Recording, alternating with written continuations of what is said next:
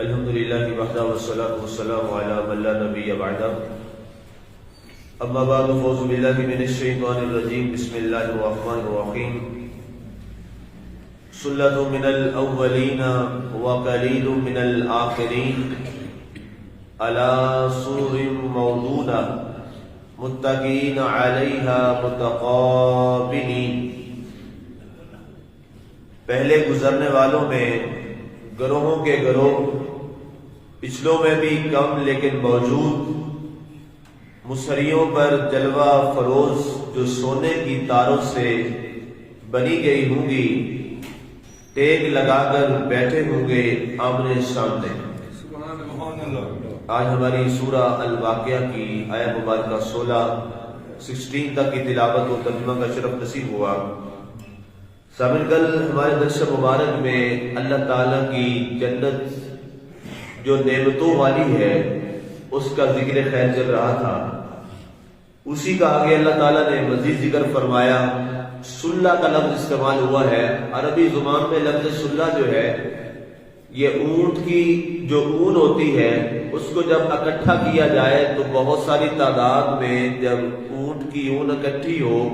تو اسے عرب جو ہے وہ کہا کرتے ہیں سلۃ سے لامتے سلہ، لیکن یہاں پر جو لفظ استعمال ہوا ہے سلہ یہ اسی حساب سے گروہ کے معنی میں ہے، جماعت کے معنی میں ہے، کثیر تعداد کے معنی میں ہے کہ سلۃ من الاولین، بہت بڑی جماعت یا بہت بڑا گروہ پہلے لوگوں میں سے اور تھوڑی جماعت پچھلے لوگوں میں سے۔ اس کے حوالے سے حضرت ابو سعید خدری رضی اللہ تعالیٰ عنہ کی حدیث پاک ہے، حضرت ابن عباس اور حضرت عباس سے خود بھی یہ روایت جو ہے یہ موجود ہے صحیح بخاری میں۔ حضرت ابو سعید خدری رضی اللہ تعالیٰ عنہ فرماتے ہیں اور حضرت ابن عباس بھی فرماتے ہیں کہ رسول اللہ صلی اللہ علیہ وآلہ وسلم نے ارشاد فرمایا قیامت والے دن، فرمایا جنت کی اور جنت میں 120 صفیں ہوں گی اہل جنت کی، جو جنتی لوگ ہیں ان کی صفیں 120 تعداد میں ہوں گی، اور فرمایا ان 120 میں سے 80 صفیں صرف میری امت کی ہوں گی۔ اب اندازہ کیجئے کہ پہلی امتوں کی اتنی بڑی تعداد ہے اور آقا کریم علیہ السلام کی جو امت ہے وہ آخری امت ہے۔ ہمیں آخری امت کا اعزاز اللہ نے عطا فرمایا اور آخری امت بھی اس نبی کی امت بنایا جس کو اللہ تعالیٰ نے خاتم الانبیاء کا خوبصورت مقام اور مرتبہ عطا فرمایا اور خاتم الانبیاء بنا کے بھیجا۔ تو اب یہاں پہ اللہ کے رسول نے فرمایا کہ 120 صفوں میں سے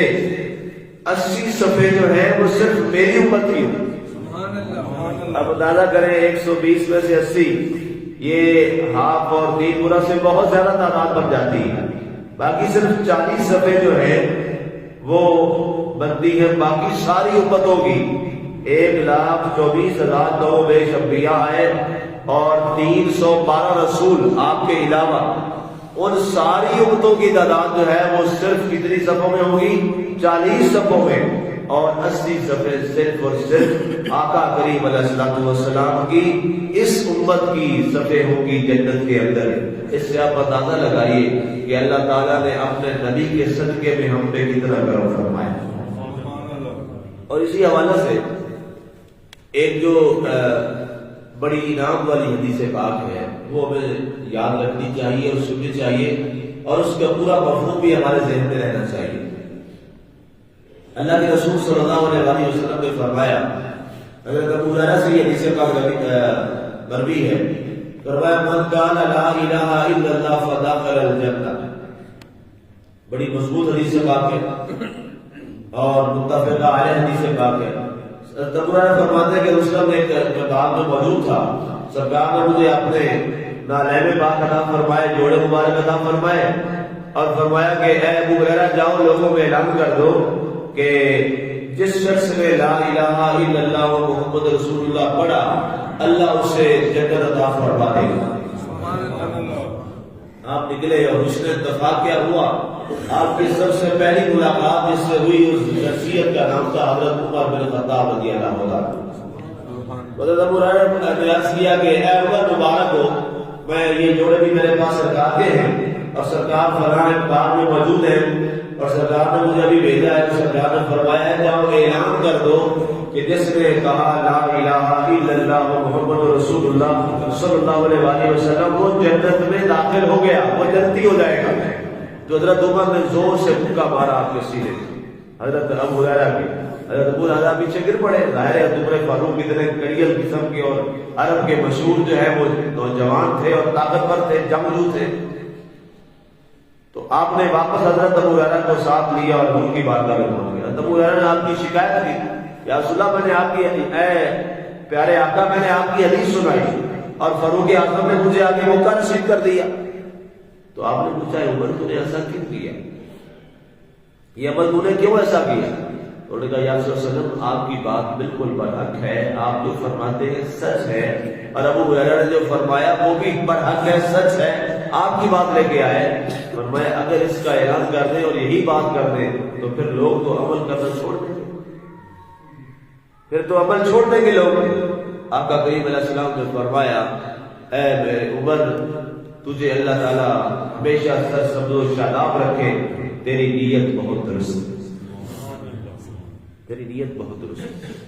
اب اس بات سے اندازہ لگائیے کہ اللہ تعالیٰ نے اپنے حبیب کے صدقے کتنا ہم پہ کرم کیا۔ یہ صدقہ حبیب کا ہے، یہ صدقہ رسول اللہ صلی اللہ علیہ وآلہ وسلم کا ہے، اور یہ حدیث پاک سارے مدارس میں یہ کتاب جو مشکات شریف ہے اور بخاری شریف ہے اور مسلم شریف ہے، یہ سارے مسلک کے سارے مدارس میں یہ پڑھائی جاتی ہے یہ کتابیں، تو وہاں یہ حدیث موجود ہے۔ تو وہ لوگ جو حضور کے وسیلے کے ذریعے مانگنے کو ناجائز سمجھتے ہیں، ان سے پھر پوچھنا چاہیے قیامت والے دن پھر تم جنت میں تو نہیں جاؤ گے، جہنم میں جاؤ گے، کیونکہ جنت بھی ملے گی تو کس کے صدقے میں ملے گی؟ سرکار کے صدقے میں ملے گی۔ جنت بھی ہمیں سرکار کے صدقے ملے گی، اور آقا کریم علیہ الصلوۃ والسلام کے صدقے سے ہمارے میزان میں معاملات کچھ بہتر ہوں گے۔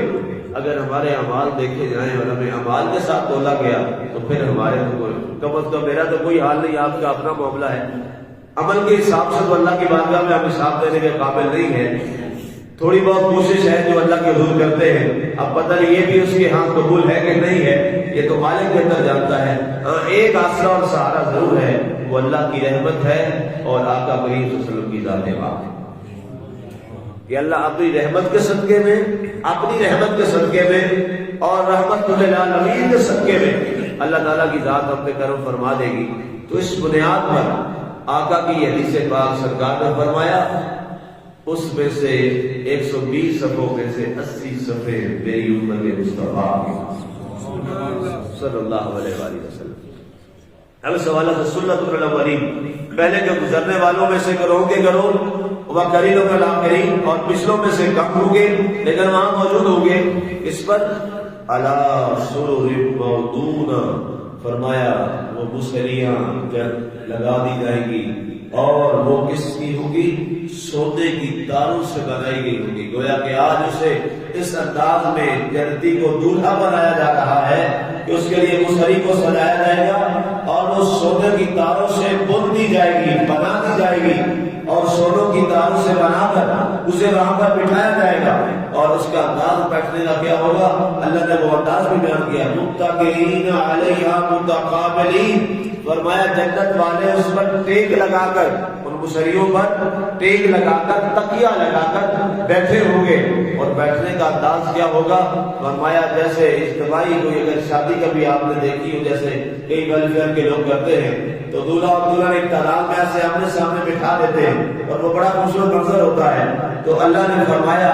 قیامت والے دن جو اہل جنت ہوں گے جنہیں سونے کی تاروں سے بنائی گئی مصریوں پر اسٹیجوں پر بٹھایا جائے گا، وہ ایک انداز میں بیٹھے ہوں گے کہ ایک دوسرے کے آمنے سامنے ہوں گے، اور ایسے لائن کے اندر ایک دوسرے کو دیکھ بھی رہے ہوں گے اور خوش بھی ہو رہے ہوں گے، اور کہیں گے واہ اللہ تیرا کرم ہے کہ دنیا میں لوگ سونے کو ترستے تھے کہ تھوڑا سا سونا مل جائے، اور جس کے پاس سونا تھوڑا سا آ جاتا وہ کہتا میرے پاس تو اتنا سونا ہے۔ اب وہاں غریب تھے، نادار تھے، ہمارے پاس تو کچھ بھی نہیں تھا، لیکن مولا ہم نے جو کھایا حلال کھایا، جو کمایا حلال کمایا، مولا ہم نے اپنے آپ کو تیرے حضور تیرے فرامین کے مطابق جھکا دیا۔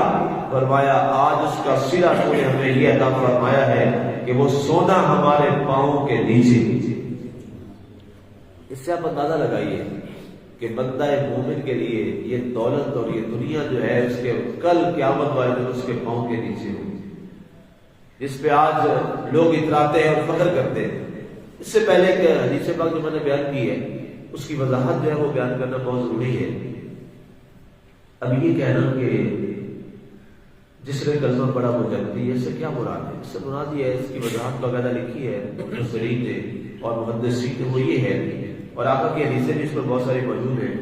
سرکار نے فرمایا جو جس کے معاملات ہوں گے اس کی جزا سزا تو قبر میں دی جائے گی۔ اللہ کے رسول نے باقاعدہ فرمایا اگر نیک آدمی آئے گا تو اس کی قبر کو جنت کے باغوں میں سے ایک باغ بنا دیا جائے گا۔ ظاہر ہے مستقل جنت ہے، وہ تو حساب جب قیامت قائم ہوگی، میزان مکمل ہو جائے گا، اس کے بعد جنت اور دوزخ کا فیصلہ کیا جائے گا۔ لیکن اس سے پہلے جو قبر ہے، اللہ تعالیٰ اسی قبر کو جنت کے باغوں میں سے ایک باغ بنا دیتا ہے۔ اور اگر کوئی شخص مسلمان ہے لیکن وہ برا ہے اور اس نے حقوق اللہ چھوڑے ہوئے ہیں، حقوق العباد لوگوں کے جو ہے وہ حقوق العباد پہ ڈاکہ ڈالا ہوا ہے، تو اللہ کے رسول نے فرمایا استغفر اللہ الیاذ باللہ الیاذ باللہ، اسے قبر کے اندر اس کی قبر کو دوزخ کے گڑھوں میں سے گڑھا بنا دیا جائے الیاذ باللہ، اور فرمایا اس کی سزا بھگتنے کے بعد وہ جو برائیاں کی ان برائیوں کی سزا بھگتنے کے بعد پھر آخر میں اس کو فرمایا جنت کی ایک نہر میں اسے غسل دیا جائے گا، اور اس کے جسم پر جو سیاہ دھبے ہوں گے وہ دھل جائیں گے، لیکن آخر میں ماتھے پر ایک سیاہ دھبا رہ جائے گا، یہاں پر ایک سیاہ دھبا باقی رہ جائے گا، تو پھر اس کو دھلتے دھلتے وقت لگے گا۔ فرمایا وہ جنت میں جب جائے گا تو باقاعدہ طور پہ جنتی کہیں گے اس کو دیکھ کر کہ یہ جہنم سے آیا، وہ نشانی یہاں پر اس کی وہ بلیک سیاہ رنگ کا جو ہے وہ دھبا باقی ہوگا، اور وہ کہیں گے کہ یہ جہنم سے آیا ہے، اور اس کے بعد پھر وہ اللہ کے حضور رو کے عرض کرے گا مولا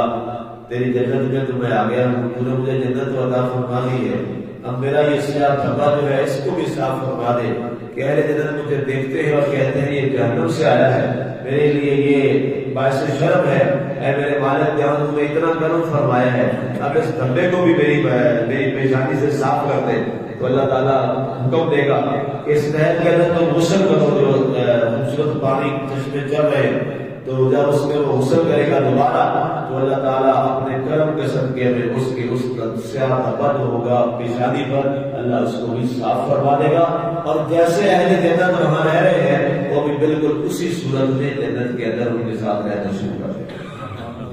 تو یہاں پہ ارشاد فرمایا گیا کہ وہ اہل جنت جو وہاں پہلے موجود ہے، یہ ان لوگوں کا ذکر کیا گیا ہے جنہوں نے اپنی ساری زندگی اللہ اور اللہ کے رسول کے احکامات کے تابع گزاری،